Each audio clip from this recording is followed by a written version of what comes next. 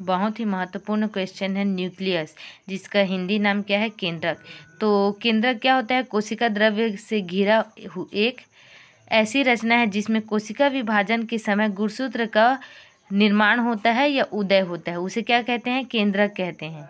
अगर इसकी हिस्ट्री की बात करूं तो रॉबर्ट ब्राउन ने इसे 1831 में इसकी खोज की थी। ठीक है, और इसका डेफिनेशन देखें तो यह कोशिका में होने वाली समस्त जैविक क्रियाओं की नियंत्रण करती है। उसे कोशिका का नियंत्रण कक्ष भी कहा जाता है। तो बहुत ही मेन एग्जाम में पूछा जाता है कि कोशिका का नियंत्रण कक्ष किसे कहते हैं? तो कोशिका का नियंत्रण कक्ष केंद्रक को कहा जाता है, न्यूक्लियस को कहा जाता है।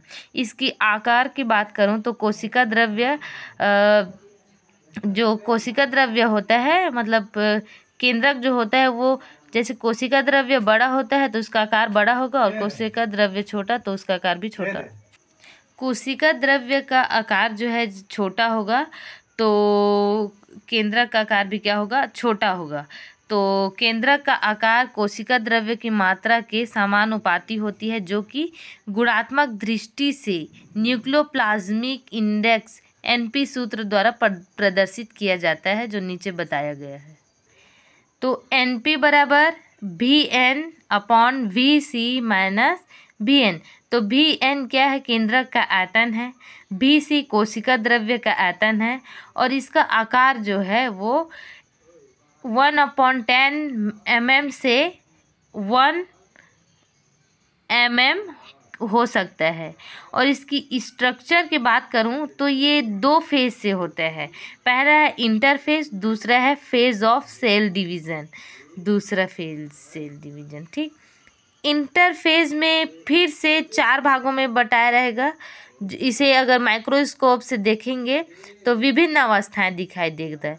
पहला क्या है? Nuclear membrane, nucleoplasm, chromatin net, और ठीक, उसके बाद डी क्या है? न्यूक्लियोज। तो डायग्राम ये है, जो ये ब्लेब, जैसे डायग्राम में ये ब्लेब है, और ये जो धागे नुमा जो संरचना है ये क्या है? क्रोमेटिन नेट है। और ये न्यूक्लियोज है, न्यूक्लियोज, और ये क्या है? फेज है। और ये जो 2 पोर्स के बीच में जो ये द्रव्य भरा है उसको एन पोर बोलते हैं। ठीक है, उसके बाद ये यहाँ पे जो है वो क्या है? हेट्रोफेज। अब उसके आगे देखते हैं। तो न्यूक्लियस में क्या होता है? केंद्रक के चारों ओर पतली द्विस्तीर्य पाया जाता है, जो कि इसे क्या कहते हैं? कैरियोथिका भी कहते हैं। कैरियोथिका भी कहते हैं न्यूक्लियस फेस को। क्या? न्यूक्लियस नहीं, सॉरी, न्यूक्लियर मेम्ब्रान क्या होता है? तो न्यूक्लियर मेम्ब्रान के चारों ओर क्या होता है? द्विस्तीर्य पाया जाता है। यहाँ पे देख सकते हैं ये द्विस्तीर्य है ना, यहाँ डबल राउंडेड है। उसके बाद ये 75 से 90 एंगस्ट्रॉन्ग तक इसका डायमीटर होता है, और 100 से 300 के एंगस्ट्रॉन्ग खाली जगह होती है। उसके बाद झिल्ली के बीच छिद्र पाए जाते हैं, जो 400 एंगस्ट्रॉन के होते हैं, और पोल में होकर कोशिका द्रव्य से साइटोप्लाज्म में चले जाते हैं। ठीक है, पोल में होकर साइटोप्लाज्म में चले जाते हैं। उसके बाद क्या है? यह यातायात न्यूक्लियर वो न्यूक्लियोप्लाज्मिक प्रोटीन के द्वारा नियंत्रित होते हैं। तो यहाँ से यहाँ यातायात होता है, तो क्या होता है? वो यहाँ पे देख सकते हैं, यहाँ वो प्रोटीन न्यूक्लियो अम्लों, फास्फोरस, एंजाइम और खनिज लवण को बना होता है। ठीक है, और पारदर्शी अधरतर वर्णिका युक्त पाए जाते हैं, इसे कैरियोलिन भी कहते हैं। उसके बाद क्या है?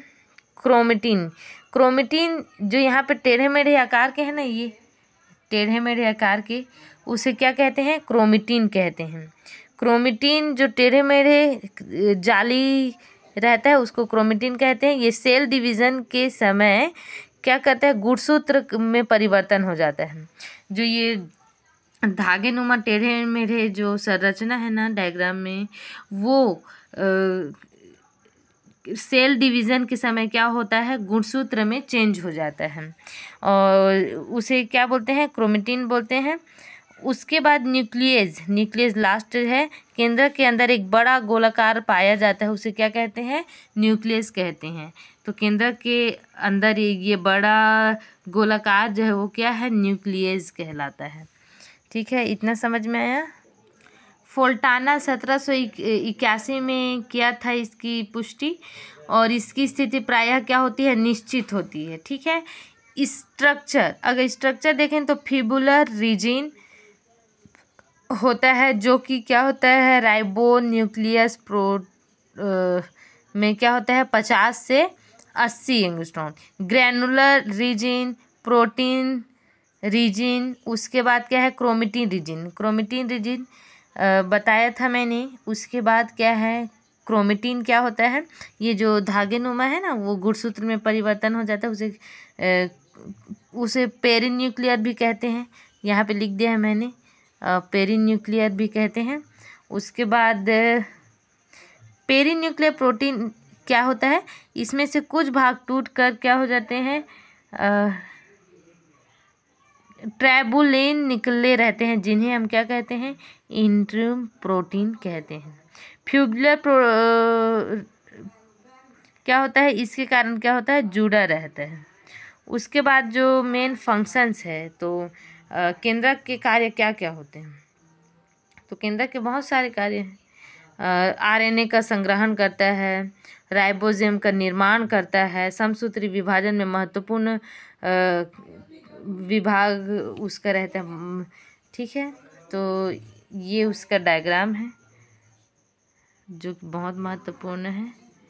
ठीक है, समझ में नहीं आए तो कमेंट में ज़रूर बताना।